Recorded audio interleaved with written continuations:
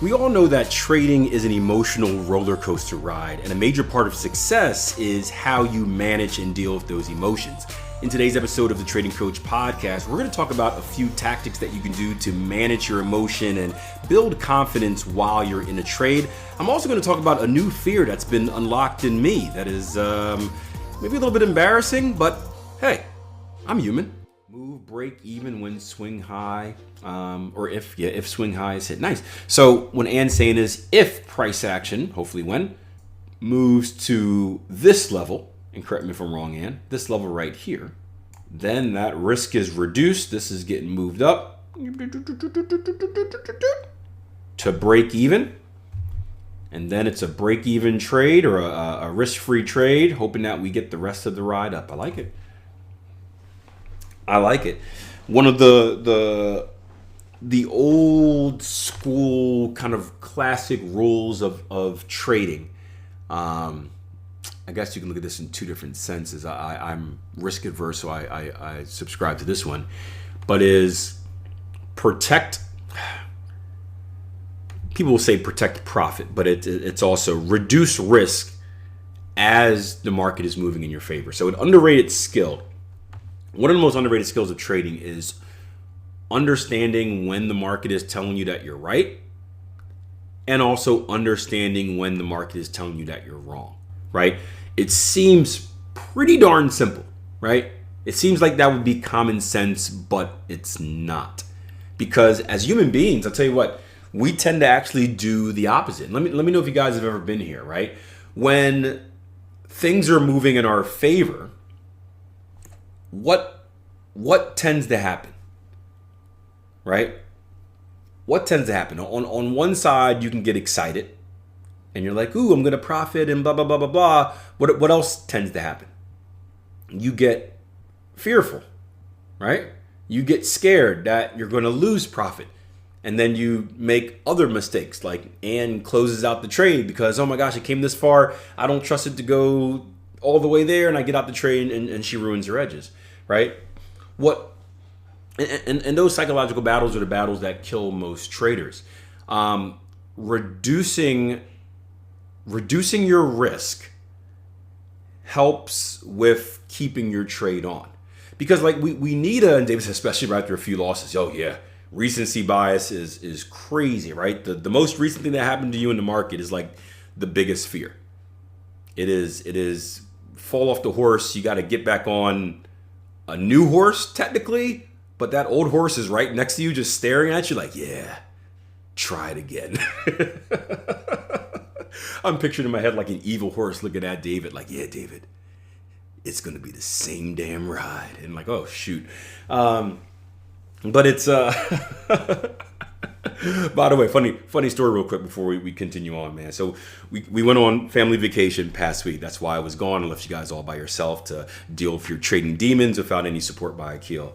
And I keep forgetting that, so my kids are young. My kids are 9 and 5. And we're going on these rides. And I forgot how scary rides are. I think my kids are older than they are because they're, the 5-year-old looks like a 9-year-old, right? So anyway, we go on this one ride. I'll make it short. We go on this one ride, and it's the Harry Potter ride, and it's super scary, and like, my kid's freaking out, crying. My wife is like pale and wide-eyed, and she's like, do not go on this ride. This is like the second one we went on. So I'm like, okay, we got to find some rides for the kids. So we're going around Universal Studios. They have all these lands, right? It's like Simpsons Land, Harry Potter Land. I'm like, okay, we're going to go to Marvel Land. Right, because we love the Avengers, we love Spider-Man, all the superheroes. Like this Marvel Land's got to be kid friendly, right? Right? We said Jurassic Park, nah. Scary dinosaurs, pass. King Kong, Tower of Doom, Skull Island, probably not for kids. I did a little quick YouTube search, a little dark. I'll pass. Right? Let's lighten it up some. Let's do something for the kids. Right? So I find this Spider-Man ride, right? It's like a 3D ride. You sit in, like a 4D one, right? You sit in it and like the screen moves and you feel like you're moving, all that fun stuff. And my little one's like, I'm not doing it, Dad. I'm not going on this ride. And me and my wife are like, we paid for these 3-day passes. You're going on this ride. We paid for this express pass so we can get in front of lines because we're better than everyone. We're going on this ride. We're going on every ride, right? This costs a lot of money, right? this costs a lot of money. These 3-day passes aren't free. This unlimited express pass was not free. We are going on every ride. I do not care. You do not have a choice. Like the foot was put down. My wife's like, you're going. So we go on there and I'm trying to hype my kid up. I'm like, man, this is not like the last one. The last one is scary. This is Spider-Man. Remember, it's not real. This is all fake. Like, we're in a seat. These are just like, it's like a movie. These are like, pictures on a screen. He's okay, Dad, yeah, okay. And I'm feeling good about myself. I had like a good dad moment. I'm like, yeah. Encouraged and motivated my son. I'm feeling good. Again, this is one of those 4D rides, right? So you guys know what 4D is? 3D is when you have the glasses and things like pop out in your face.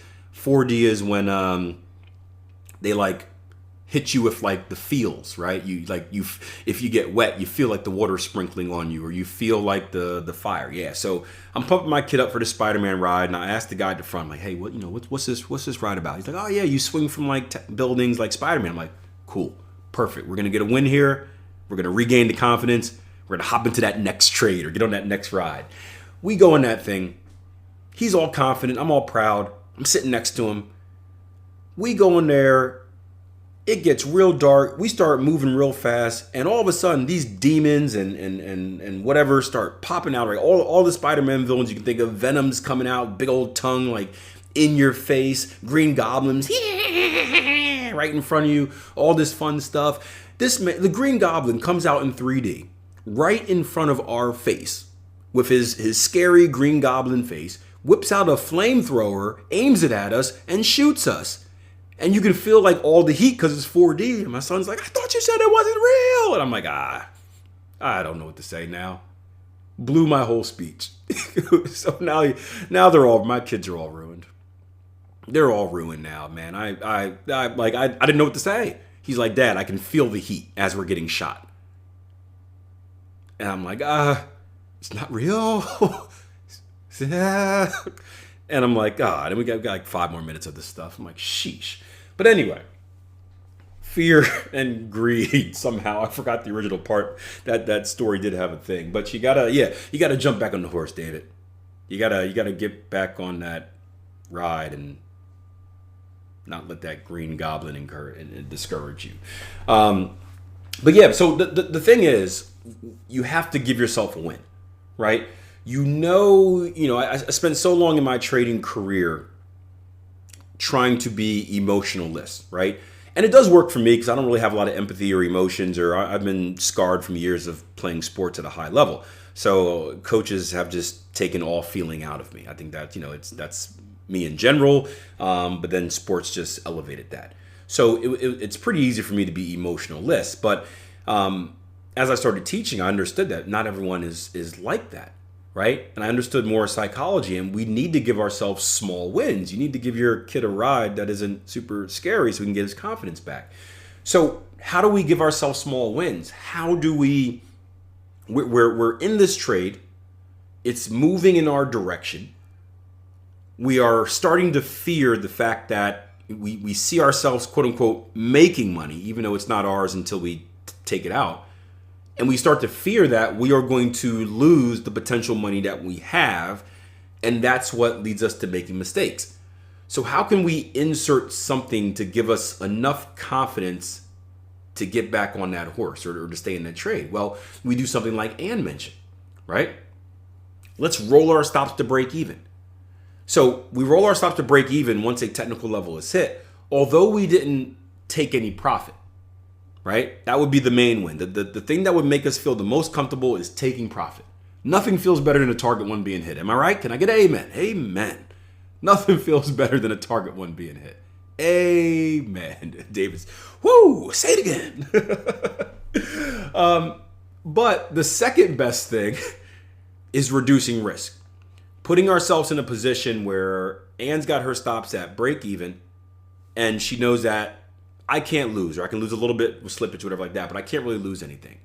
And having that confidence, that kind of get out of jail free pass, is typically enough to keep us in the trade and allow it to do what we want to do instead of doing stuff like early profit taking.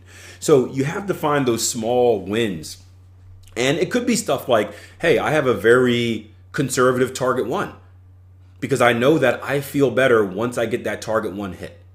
Or I have an active trade management plan. Or you do this or you do that. You gotta find out what that is for you.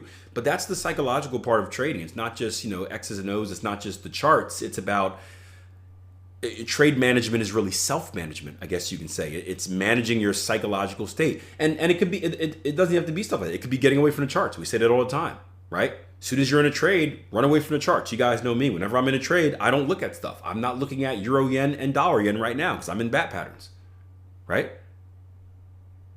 So that's the way that I kind of soothe myself in those trades. I try to ignore it. But it's important you find out that thing or that tactic and what it is for you, because that's going to be very helpful. And I guess, just keeping you sane in the market. Cody says, one on that mouse trap at Dory. Oh, that mouse trap. Oh, man. That thing feels like you're going to fall off. That thing feels like you're going to fall off, Cody. I'll tell you what. As I've gotten older in age, I used to enjoy roller coasters. I used to be that guy that hops on a roller coaster. I'm feet are up, arms are up. I'm like, ooh, yeah, fun. All the I'm yelling at little kids in front of us and kind of trying to freak them out. I used to be that guy. I don't know if it's because when you get older, I'm thinking about this. One, either there's now way too much footage of things that go bad at amusement parks. It's too easy to get access of videos of roller coasters falling off the track and going into the moon. Or I'm just old and I'm a father now and I have a better grasp on morality, I guess. But let me know if you guys have ever done this. So now again, I used to hop on a roller coaster. They, lock the thing and I get all crazy arms. Now, I get on a roller coaster. They lock me in. They make sure everything's okay. You guys ever do a double check? I start really checking it again, moving it. Is this thing tight enough? I start doing the dad checks. Okay, are we? I don't know if this is sturdy enough. Ma'am, can you check mine one more time just to. See, there's a little gap here. You sure I can't slip? And then I'm going upside down. And again, I used to enjoy it. Now we go upside down in a loop. All I'm thinking about is man, what if I slip out of this thing? If I fall out, while this is going on, everyone's screaming, having fun. If I fall out, would I die? Yeah, I'd certainly die. Would I die instantly? That's the question. Was that net going to catch me? I start thinking of every worst case scenario. Meanwhile, my kid's butt is halfway out the seat. He's skinny. I'm he's definitely going to fall out. Do I catch him? Do I put my arm over? Do I do the dad thing and the mom thing? Where you stop at a light and you put your arm out to stop him from going forward? And I'm man, I'm getting too old for this. Yeah, Tom's I always wonder what. Yeah, I've got my screwdriver on there, Tom. I'm hey, hold up, let me just fasten this real quick. I've got my pocket drill on there, fastening bolts and yeah. All right, I'm glad it's not just me, man. And the worst thing is we went on this scary ride. I will get to the charts after this, I promise. We went on this scary ride. It takes you up straight to the moon and drops you straight down. And we're the next people in line. And you know what happened right before we went in line? There was a delay. There was a half an hour delay because one of the cars got stuck. So there's a problem. There's 18 engineers coming up. And they're talking and stuff. And people were leaving and blah, blah. And then they're okay, you guys are good to go. And I'm hey, I don't want to be the first one on this thing after you fix it. Can we, you want to do a couple rounds with this thing for you? Want to do some demo trading with this thing first? You're just gonna throw us on there? It was just delayed from a problem. There's 8 engineers here, and you're just gonna. Yep, we're dying. We're dying, son. So that didn't help. That didn't help. Yeah, I'm too old for this stuff, man. We got on the carousel, man. I was in my element. In my element on the carousel, nice and slow with the youngest, going a little up and down action. I was in my elephant. I was loving it. I'm done with that, fam. I'm gonna start hiring people to go on rides with my kids. I'm not doing it. I can't do it. Hope you guys enjoyed the episode. Hey, if you have any tricks or tactics that you use to kind of keep a neutral and balanced and confidence mind state while in a trade, feel free to let us know in Spotify. There's a little Q&A section that you can kind of type your answer in. And of course on YouTube, there's a comment section right below this video. I'd love to hear your thoughts. I'd love for you to share. Our traders and listeners do read the comments, so what you guys say is helpful in case you feel like it wasn't. All right, until next time, plan your trade, trade your plan. Take care.